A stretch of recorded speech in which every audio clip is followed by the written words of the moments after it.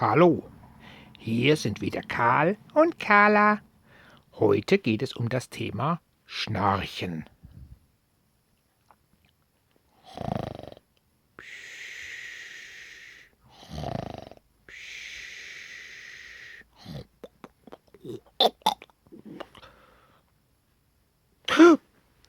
Was ist denn los? Carla, du schnarchst schon wieder. Das ist sehr gesundheitsgefährlich, was du hier machst. Warum denn das? Und was kann ich denn dagegen tun?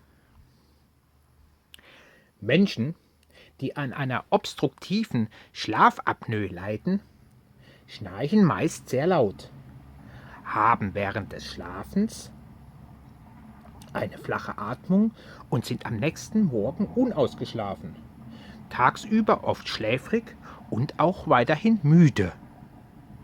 Oh ja, das kenne ich, so geht es mir öfters. Sie bekommen beim Schlafen, ohne es selbst zu merken, sehr schlecht Luft, haben Atemaussetzer und daher ein erhöhtes Risiko auf einen Herzinfarkt. Oh Gott, oh Gott, oh Gott, das hört sich ja schrecklich an. Das ist ja wirklich gefährlich. Selbstverständlich. Normales Schnarchen an sich ist harmlos. Aber solche Menschen mit Atemaussetzer, die länger als 10 Sekunden dauern, das ist schon etwas anderes. Sowas ist sehr gefährlich und nennt man eine starke Schlafapnoe. Und welche Symptome sind dafür? Beziehungsweise durch welche Symptome kann ich sowas erkennen? Ganz einfach.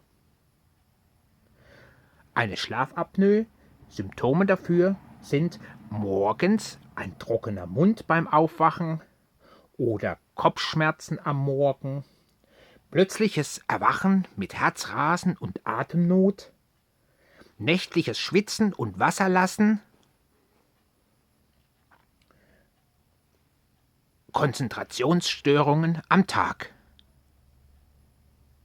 Oh ja, das alles habe ich nicht, aber manche Sachen kommen mir schon sehr bekannt vor. Bisher wurden hier Atemmasken eingesetzt, um das Schnarchen einzudämmen bzw. zu verhindern.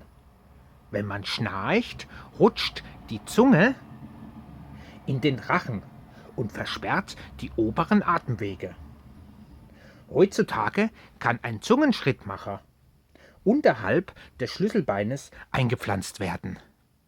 Oh, das habe ich ja noch nie gehört. Nein, das ist auch noch recht neu und verhindert, dass die Zunge nach hinten rutscht. Dieser Zungenschrittmacher stimuliert regelmäßig die Zungenmuskulatur, sodass diese nicht mehr nach hinten fällt und man frei atmen kann. Oh, das hört sich ja super an. Gibt es denn noch andere Möglichkeiten? Ja, es gibt noch eine spezielle Anti-Schnarchschiene, die man sich beim Zahnarzt speziell anfertigen lassen kann. Geh doch einfach mal zu deinem Zahnarzt und frage nach. Oh ja, das werde ich tun. Ich hoffe, dass es dann endlich bald aufhört mit meinem Schnarchen. Wenn das so lebensgefährlich ist, muss ich hier unbedingt etwas unternehmen. Mache das bitte. Ich hoffe, ihr konntet aus meinem Beitrag etwas lernen. Hinterlasst mir bitte ein Like mit dem Daumen nach oben und abonniert meinen Kanal, damit ihr immer die neuesten Informationen von Tipps, Tricks, Kurioses und Wissenswertes sofort erhaltet. Über einen Kommentar würden wir uns auch sehr freuen, wenn ihr diesen unter unserem Video hinterlässt.